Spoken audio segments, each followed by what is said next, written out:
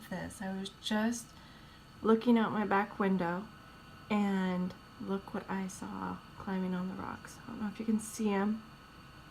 Oh, they move a little more. They're 2 foxes. And no joke, that's my compost bin right there. That's how close they are. They're getting a little frisky with each other. Oh, private time. Yeah, it's 'tis the season.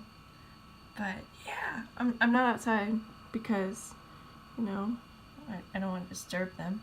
Although foxes near my house is not entirely a good thing with my animals. Are you done? Okay, that was good. Anyway, so yeah, isn't that neat? Sort of. It's absolutely crazy. They're very big, very healthy foxes. Truthfully, I thought they looked like, you know, a small dog, or he just cannot help himself. He's just going to town. They do have a good spot right there. It's a nice sunning spot. And Charlie wants to go out so bad, but he's not going to. So, I opened the door, they saw me, they went scurrying up the hill, which still freaks me out a little because, you know, they're out during the day. And they're obviously mating and they're traveling through this area. So, let's just hope they don't find a den around here. For those of you that are concerned, I am carrying just better safe than sorry. I don't want to use it, but I'm not stupid. Different animals are weird. So, I'm off to do the chickens. I've got some nice goodies for them right here. I'm sure they'll enjoy it. Good stuff, Maynard. They're enjoying it. So those are actually slightly fermented berries. I make a drink called the Shrub. The recipe I got from Off-Grid with Doug and Stacy. I use a lot of Stacy's recipes. And so it's an intro drink. I might make a video on it someday, or you can go and check out the link below, Stacy making hers. And they're loving it. So we ended up with 6 eggs, and they were still warm. I mean, someone was sitting on them for a little bit. I think we have a brooder. But yeah, the birds are happy. It's really windy. Sorry about the close-up there. It's really windy, as you guys can see. 6 eggs is pretty good out of 9. Considering that it's been cold again. We were warm for a little bit when I got those 8 eggs. We had a nice warm spell, and then all of a sudden it's cold again. It's supposed to be in the 20s today, but the wind is whipping and it's cold. That wind chill makes it really, really rough. So today what we're going to do is we're going to check out the trail cam in front of the garden, see what we got there, see if we have any surprises. Maybe we caught our little foxes. I hope they don't stay around here. I don't want to have to get rid of them or, you know, anything like that. They're beautiful foxes. They had these huge full tails. They were like a small dog. They were like 2 sizes of Charlie. So it gives you an idea how big and beautiful they were. And it was a male and female, and they're mating, and they're looking for a proper den right now. So they need to go somewhere else and not on our property for a den. So what we're gonna do is we're gonna go and check out the trail cam, and then here is our trail cam. Yay. Pointed right at the garden, which is right there. Starting to be able to see more of it with less snow on it. Go and collect the trail cam, bring it inside because it is way too cold out here to look at it, and see what we got. So here's what our trail cam caught. I've already looked through these, but I want to show you this exciting bits. Something is now rubbing up against our camera. You can see the steam from its mouth.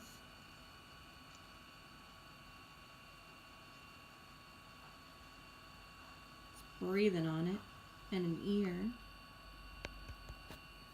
Now, see if we'll catch it.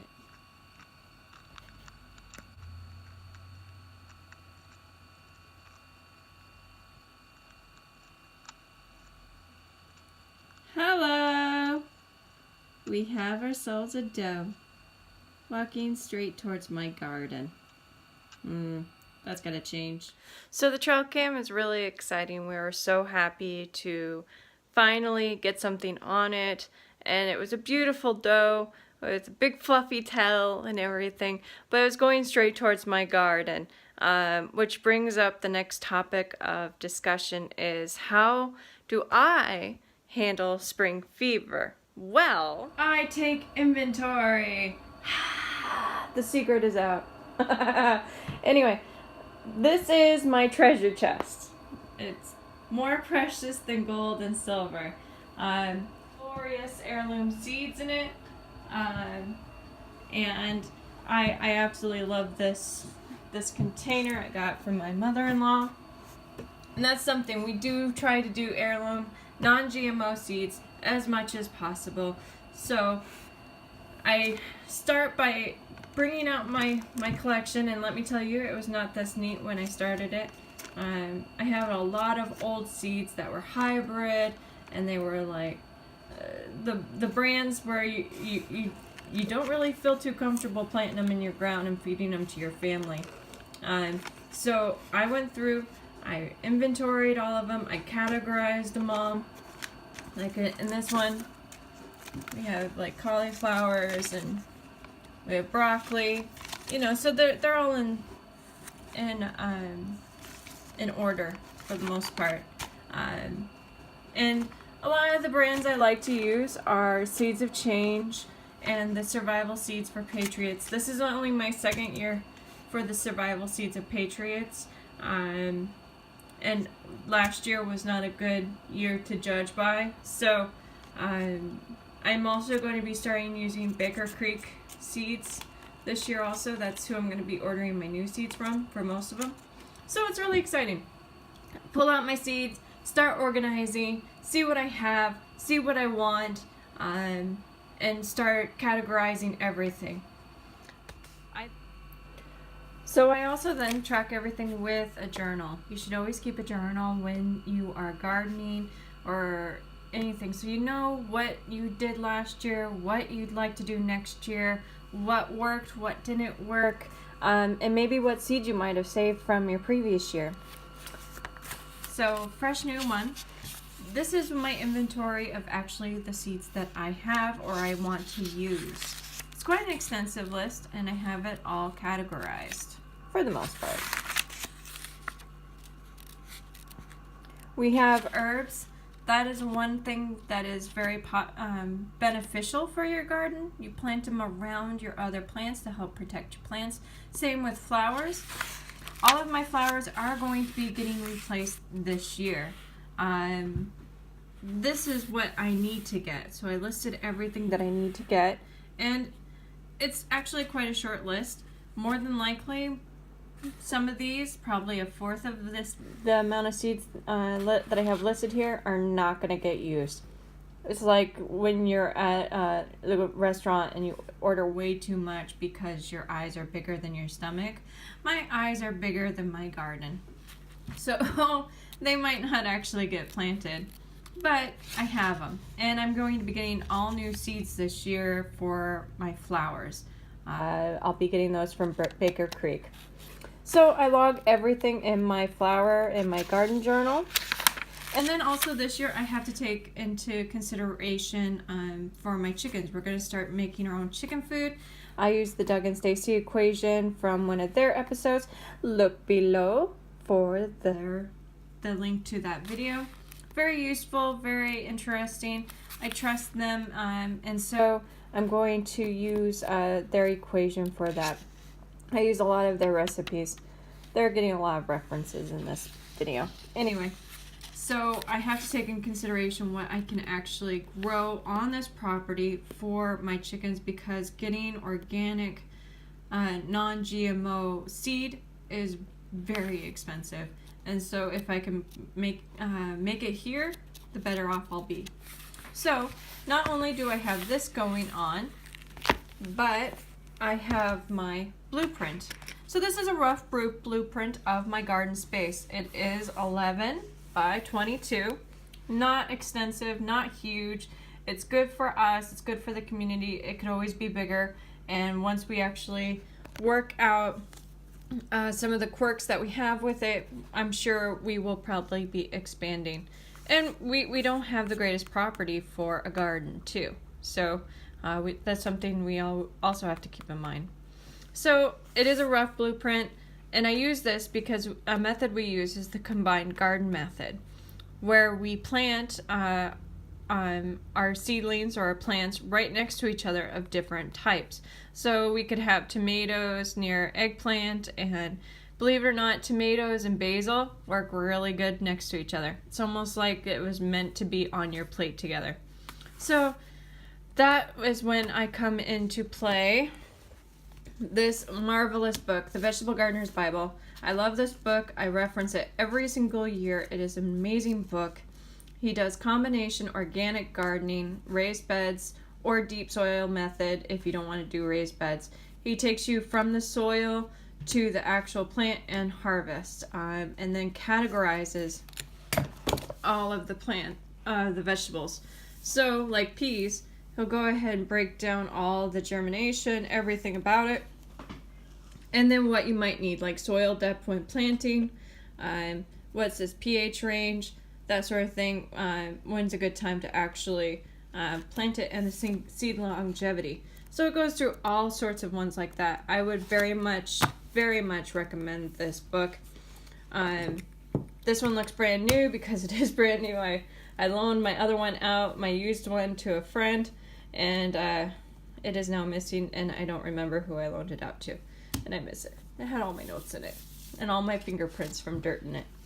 So also another thing to take in consideration when you are planning for your garden and starting your seeds is, when do you need to plant? Now, again, I'm referencing them again off grid with Doug and Stacy.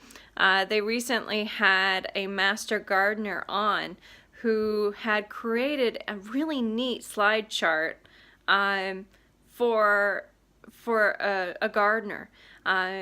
It tells you find out when your frost date is, and it tells you when to start your seedlings inside, when to put them outside, when to harvest them, it's amazing. It's a really, really neat thing.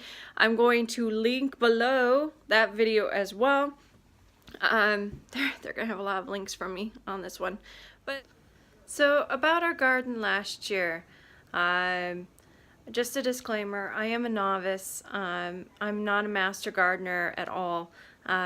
So what happened last year was we expanded the garden to its potential, and I didn't realize that over here, if soil is sitting, it turns acidic. So I put in all the plants and everything, and unfortunately everything was stunted or didn't come up at all. So we had a really bad crop last year.